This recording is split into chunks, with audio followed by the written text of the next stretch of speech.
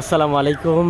ছুটি শেষ হলো, আবারও চলে যেতে হবে সেই চিড়েচারা ডেস্কে, যেখান থেকে আমি কর্মস্থল থেকে একটু ব্রেক নিয়ে সামান্য একটু কিছুদিন গ্রামে কাটানোর জন্য চলে এসেছি। সো সেই গ্রামীণ সেই শান্তিটা আর কাজের প্রতি নতুন উদ্দীপনা নিয়ে ফিরতে চাই আমি আমার সেই কর্মস্থলে।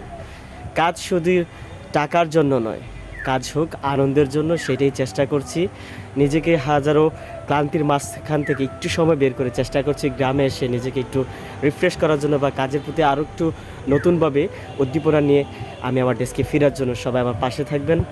আশা করছি আজকের এই ভিডিওতে আপনাদেরকে ভালো কিছু দেখানোর চেষ্টা করব। এমনকি আমি আমার নিজ গ্রামে আছি বর্তমানে। সো এখান থেকে জাস্ট কিছু 2 থেকে 3 মিনিট দূরে গেলেই আরেকটি গ্রাম আছে, যেখানে খুব সুন্দর এবং কি দৃষ্টিনন্দন কিছু জায়গা আছে। গ্রামীণ পরিবেশ, টোটালি গ্রামীণ পরিবেশ। যদিও আমাদের এলাকায় নদী বা খাল তেমন দেখা যায় না, বাট চেষ্টা করবো আপনাদেরকে আমাদের এখানে যে এগ্রিকালচার ডিপার্টমেন্টগুলো আছে বা এগ্রিকালচারের যে জায়গাগুলো, স্পেসগুলো আছে, সেগুলো দেখানোর চেষ্টা।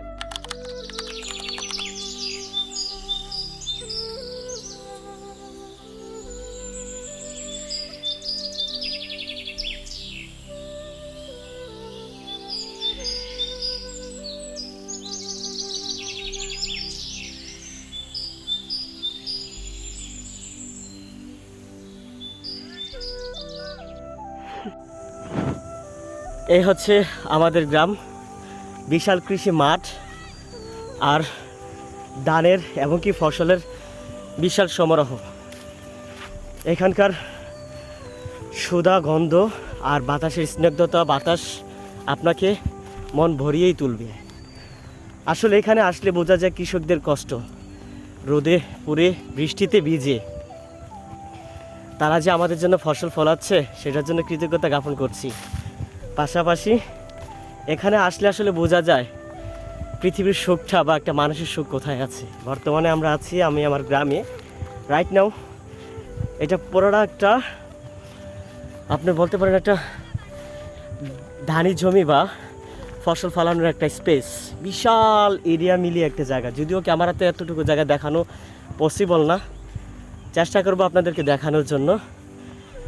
এখানকে আসলে আসার পরে মনে হচ্ছে মনটা শীতল হয়ে গেল। পাশে আছে আমার বন্ধু, ছোট্টবেলার বন্ধু। বন্ধুকে ধন্যবাদ দিতে চাই কারণ আমার সাথে এই সঙ্গটা দেওয়ার জন্য।